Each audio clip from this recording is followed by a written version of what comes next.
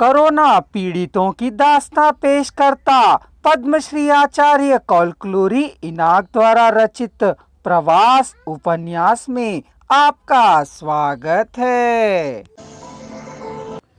भोजन को इस दुनिया द्वारा शोषित किया जाना हम जानते हैं। किसी भी कारण से गरीबों की सहायता करने वाले संपन्न और सामान्य जन भी देश भर में हैं। इस बात का विषादीकरण दक्षिण से उत्तर तक सारे रास्ते भर में हुआ।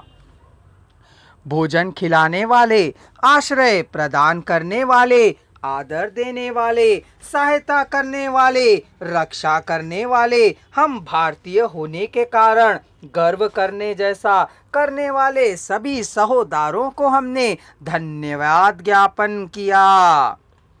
मैं अपने गांव को पैदल चलकर जा सकता हूं, इस विश्वास से युक्त तुम लोगों के धैर्य को, साहस को, चलकर आई हुई तुम लोगों की आत्मशक्ति को मैं नमस्कार करता हूं। तुम लोग इस देश का निर्माण करोगे, हमारे कारण हमारा देश विश्व विजय करने वाला देश होगा। तुम लोग भोजन के होने से, पानी के होने से, शक्ति के होने से नहीं चले हो, आत्मविश्वास के कारण चले हो। तुम लोगों के व्यक्तित्व, साहस के आगे क्या टिक सकता है, क्या स्पर्धा कर सकता है? हमें जन्म देने वाली माताएं, भूमाता, भारत माता गर्व करेगी।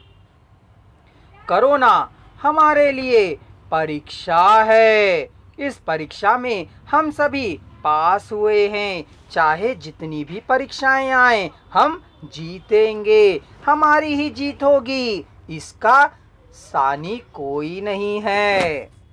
राम की आंखें आनंद से नम हुई। सभी ने आंसू भरी आंखों से एक दूसरे को देखा। वे चेहरे, वे आंखें आंसुओं को धोए हुए मोतियों की तरह भासमान हो रहे थे। राम ने किशोर का चुंबन करके, हो आओ भैया, सुख से रहो, फोन करते रहना, हम फिर हैदराबाद को साथ ही जाएंगे कहा। चाय पीना खत्म करके सभी खड़े हुए। सभी को नमस्कार कर, मेरी रक्षा करने वाले तुम सबको मैं धन्यवाद देता हूँ, किशोर ने सहयात्रियों से कहा। मुझे मृत्यु से बचाने वाले तुम्हारे पैरों को नमस्कार है, कह राम को किशोर ने गले लगा लिया।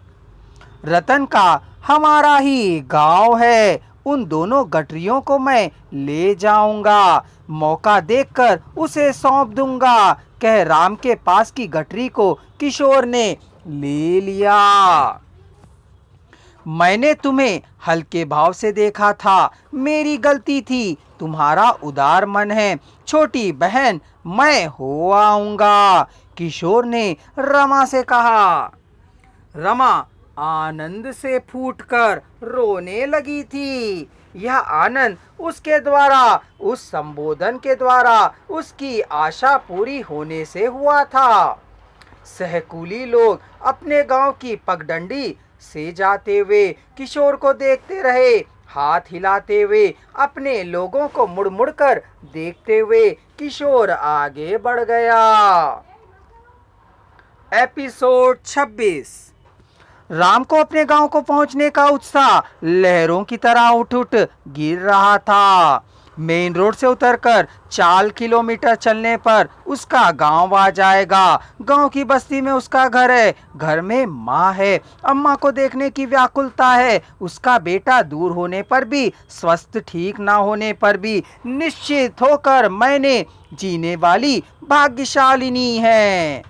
जब वह पढ़ाई करता था तब वह पगडंडी थी, कच्चा रास्ता था, अब वह कंकड़ से बना पक्का रोड है। लोगों का बुलचुला नहीं है, वाहन घूम नहीं रहे हैं। पट्टन और गांव के लिए वही रास्ता है। लोग क्यों नहीं आ जा रहे हैं, राम की समझ में नहीं आ रहा था।